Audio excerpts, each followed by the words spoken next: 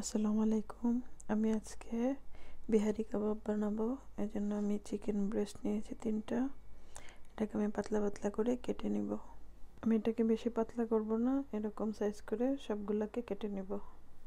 এখানে আমি হাফ চামচের মতো বেকিং পাউডার নিয়েছি, আর এখানে কিছুটা লবণ দিয়ে এটাকে মেখে রাখবো, মাংসটা একটু নরম হওয়ার জন্য আর কি। আমি এখানে কাবাবের মশলাগুলো নিয়েছি।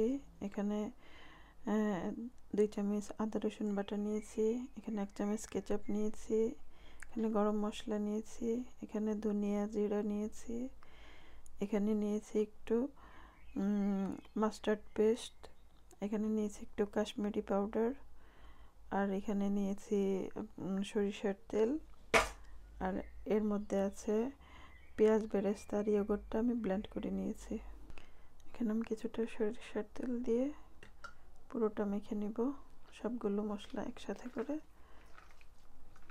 ভালো করে মেখে নিব। এটাকে আমি 1 ঘন্টার জন্য ম্যারিনেট করে রেখে দিব।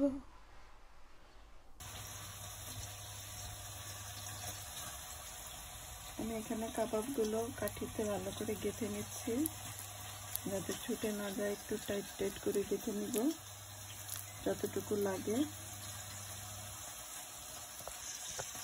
আমার শীতটা গাঁথা হয়ে গিয়েছে, এভাবে করে আমি সবগুলো করে নেব। আমি এখানে কাবাবগুলো গ্রিলের মধ্যে দিয়ে দিচ্ছি অল্প অল্প করে।